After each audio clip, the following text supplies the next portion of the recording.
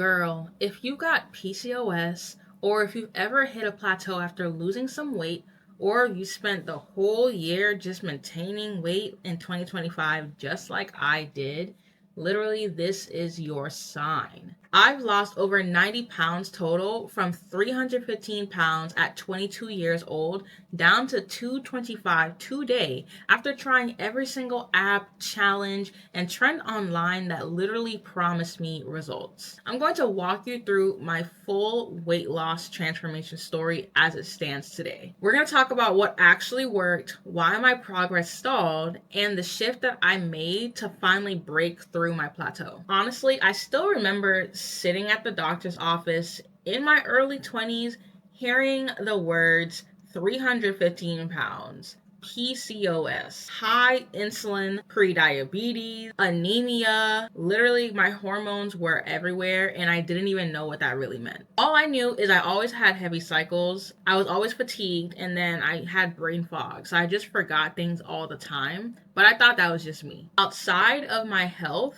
my life felt pretty chaotic for my age. Takeout was always draining my finances, and I was really stuck in that I'll start over next Monday type of cycle. Mentally, I was really embarrassed, especially working in a corporate world. I was always overwhelmed and I always doubted myself, so I felt very defeated. It's interesting because coming from a Caribbean household, health wasn't something we really talked about.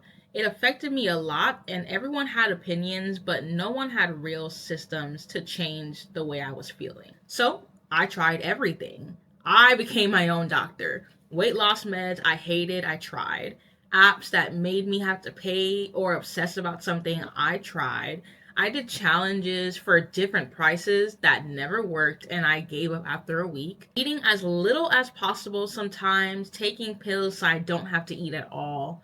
And honestly, nothing really stuck. I noticed everything started to change when I stopped chasing motivation and really started focusing on what I was good at, which is numbers and data. Phase one of my journey was extremely structured for me and honestly very numbers driven. I have a background in accounting. I went to school to get my associates in accounting. So I used ChatGPT to help me create a calorie deficit for myself. My intake at that time was about 1600 calories a day. And I really committed to trying to hit at least 160 grams of protein daily. For my body weight at the time, people were saying like 200 to 230 grams of protein. And I'm like, I can't. So my priority was 160 grams of protein. I focused on eating Greek yogurt, eggs, chicken. I really hated Greek yogurt at the time, but I was trying to learn to like it because it was an easy way to get protein in. Started getting back into tuna. I didn't like tuna at the time, but like I said, I started making it so I can get back into it so I can hit my goals. At the beginning, it was not easy. It was actually very hard. I was meal prepping foods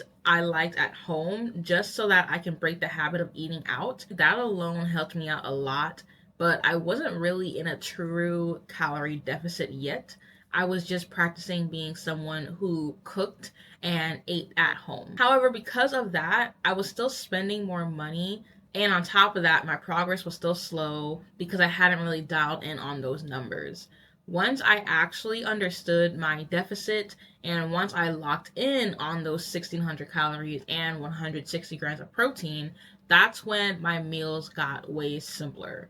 At one point, I got to 200 grams of protein and I stopped trying to make everything look so fancy for social media and started really focusing on foods that made hitting my targets easier and repeatable. Now, training wise, I lifted 4 days a week at home. It was basically like a push pull legs and then cardio and abs type of split. And then I would just repeat that every single week. After about 2 to 3 months of doing that consistently at home, I started getting really ambitious with myself, and that's when I began going to the gym too.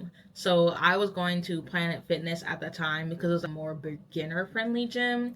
Mind you, this was during my corporate era. My job was about an hour to an hour and a half away, but with traffic, it was about 2 hours. So my schedule had to be like extremely structured. I was waking up around 4 a.m., really getting in my at home workout. And then on the days that I felt like I had more in me, I'd really push myself to go to the gym. Sometimes I would hit a session in the morning and then a session in the afternoon with my best friend. Eventually, I really built a routine where I was going to the gym Monday, Wednesday, and Friday, and then doing at home workouts on the other days. And I want to add my corporate job did have a gym inside of our facility. So then I just started packing a bag, going to the gym, changing at work, going to work. Sometimes after work, Dominic and I would hit a second workout, and sometimes we would even go even harder and go to the office gym on the weekends. At that point, I was essentially moving my body every single day off of motivation. It wasn't perfect all the time, but consistency played a huge role in my progress I saw during this phase. I kept it realistic for my steps, so I aimed for 5,000 steps a day minimum, more if I allowed to, but honestly, most days it was 10,000 steps because that was like minimum at the time that social media told me to do. So I was trying to like always reach that goal, surpass that goal. That combination, the calorie deficit, high protein, strength training, that is literally what helped me drop my first 84 pounds, the major weight loss part of my journey that took me a year to lose. So going from 315 to 231 pounds. And what that phase taught me was really that progress doesn't come from motivation, it comes from structure. From the time I lost motivation, that's when things started to kind of go left. And honestly, like that's the part that not a lot of people talk about. The lack of motivation is what causes the plateau. So I hit my first plateau at 231 pounds and it hovered about 234 pounds. And that right there was just telling my body that I needed to try a different approach. But instead of trusting the data and trusting myself, that got me literally down 84 pounds. I started listening to everything online and all the noise in my head. So I started digging into the clean eating trends, the motivation hacks, started joining challenges at different prices, and then changing how I ate just to get like more views on my videos online.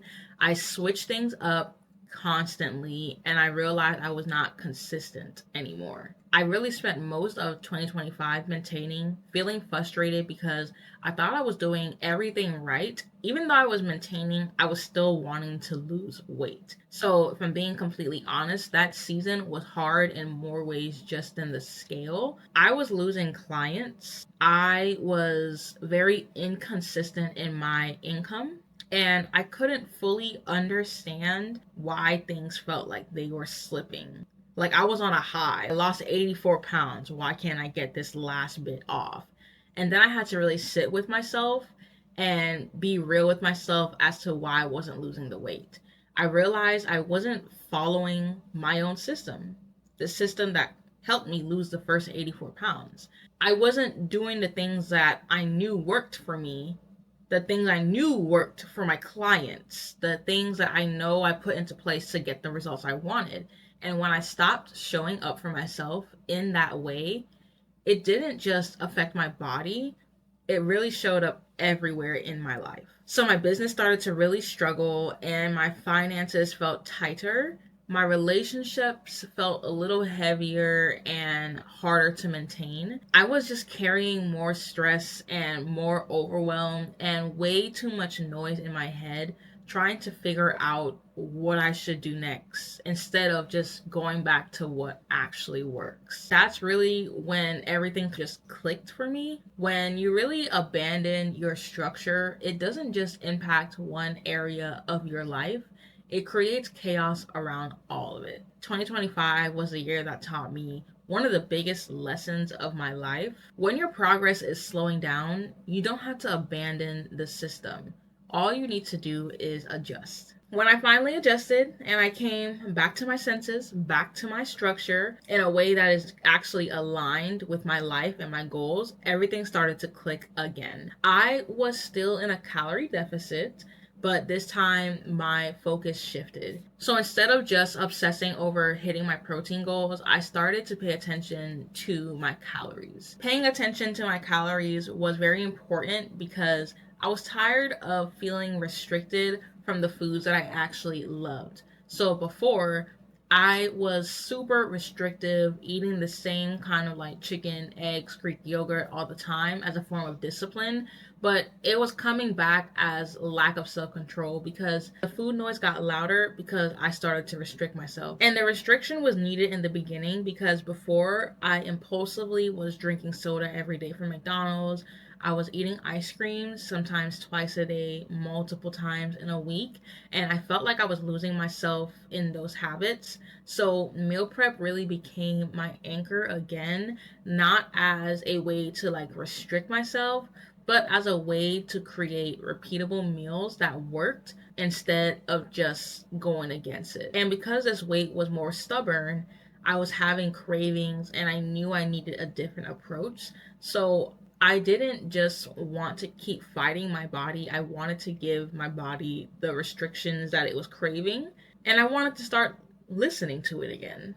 That being said, that meant being more intentional about what I wanted, what I needed, and learning to trust myself without giving into social media noise. So, to break that plateau, I did something simple but powerful. I literally reset everything. I reset my calories, I reset my training. I went basically back to my baseline to rebuild with new data. I was going off 315 metrics. Baby girl, you're not 315 anymore. And that is what helped me move from 234 pounds to 225 pounds and still moving forward because the long term goal is bigger than just what the number says on the scale. I want to get myself to 200 pounds so that I can start preparing my body for a healthy pregnancy and really reduce the risk that come with being obese. I'm actively working to improve. And honestly, that's what phase 2 really represents for me. It's not just about losing weight, but really building a lifestyle that supports the future I am trying to create. I am trying to be a role model for my child. I am trying to be the best that I can be. So, after trying everything and hearing every single opinion out there, here is the truth that you need to hear. It's not about having like a magical diet because at the end of the day, it's about calories. It wasn't about joining a challenge, and it's not about following what other people tell you to do online. What worked was building a repeatable system based on tracking awareness, tracking what happens to my body, high protein nutrition, keeping me full, focusing on those numbers daily, incorporating strength training. I'm not saying do the all or nothing, but you need to be strength training. And you need a simple routine that you can actually stick to long term. Meal prep was the glue that helped me put everything together. It really helped me manage my PCOS symptoms. It helped me stay consistent long term. And it helped me rebuild my confidence to continue my journey and get to that goal weight of 200 pounds. That shift that we all crave, that physical shift, that's not the biggest shift that we have in this journey. That's not the end all be all transformation. The transformation is a mindset reset. I stopped starting over in my journey. I started trusting myself again. You need to understand PCOS did not stop me from losing weight. It did not cause me to plateau. Not at all. I just had to stop trying to follow systems that were not built for my life, my body, my routine. Once I built routines around sustainability, knowing that this is a long-term thing. Fitness is a lifestyle, y'all. It's a lifestyle. You cannot restrict a lifestyle. Discipline is not restriction. Discipline is freedom. Freedom to feel better. Freedom to trust yourself. Freedom to build the life that you say that you want to build, but you don't like the body that you're in to build it. So if you're stuck and you've plateaued or you feel like you've tried every single thing, I want you to know that you're not broken. You just need to get real with yourself and create a system that actually supports your life and the goals that you have and that you want to accomplish. If this story resonated with you, I want you to know this is exactly what my channel is about. I want this to be a space for ambitious women who are ready to stop starting over every freaking week and start really building a lifestyle that actually sticks and meets the ambition and drive that you're trying to go for. So if you're serious about learning how to create discipline, structure, and real results without the excuses and the extremes, make sure you're subscribed and you turn on those notifications so you do not miss another video. I have new videos dropping every single week, and they're going to be breaking down my systems, the mindset shift that I have, the real routines that I'm building that has helped me lose over 90 pounds and build a life that you actually feel proud of in a body that you love. If you're ready to go a little deeper, in my upcoming series, it's going to really walk you through step by step how I plan, how I shop, and how I meal prep in a way that fits my life, not just some type of perfect Instagram shop. So, subscribe, stay connected, and I will see you guys in the next video.